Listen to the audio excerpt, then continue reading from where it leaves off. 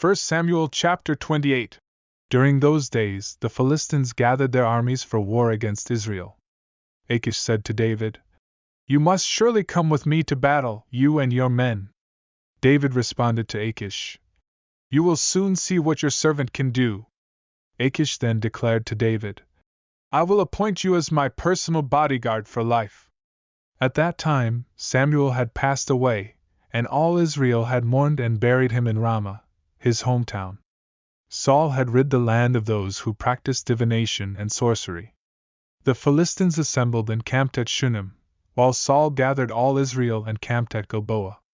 Seeing the Philistine army, Saul was filled with fear, and his heart trembled greatly. Saul sought guidance from the Lord, but the Lord did not answer him, either through dreams, nor Urim, nor prophets. Then Saul said to his servants, "Find me a woman who is a medium, so I can go to her and inquire through her." His servants replied, "There is a medium in Endor." Saul disguised himself and put on other clothing. He went to the woman by night, accompanied by 2 men. He said to her, "Please consult a spirit for me and bring up for me the one I name." The woman responded, "You surely know what Saul has done, how he has banned mediums and spiritists from the land. Why, then, are you setting a trap to endanger my life and cause me to die?"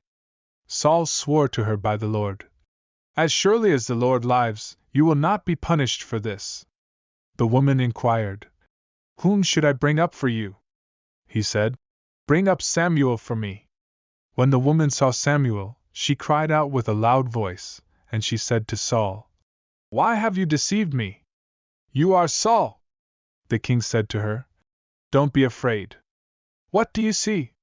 The woman replied, "I see a divine being coming up out of the earth." Saul asked her, "What does he look like?"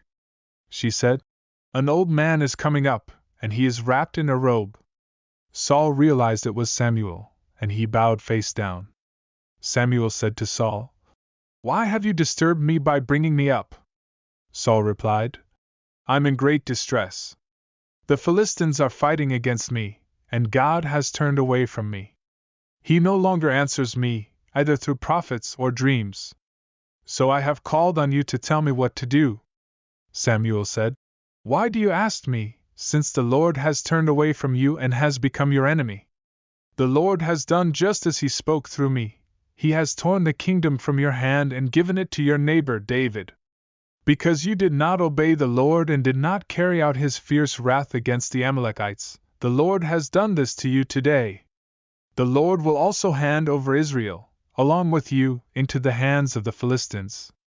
Tomorrow you and your sons will be with me, and the Lord will also hand over the army of Israel to the Philistines."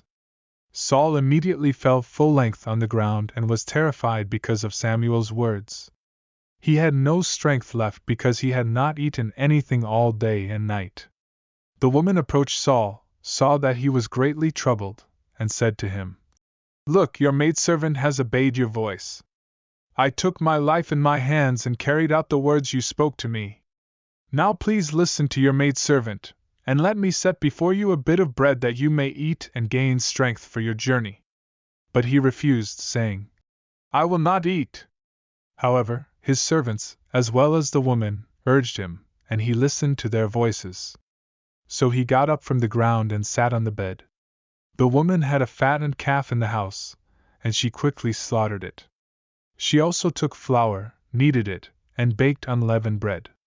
She brought the food before Saul and his servants, and they ate. Then they got up and left that night.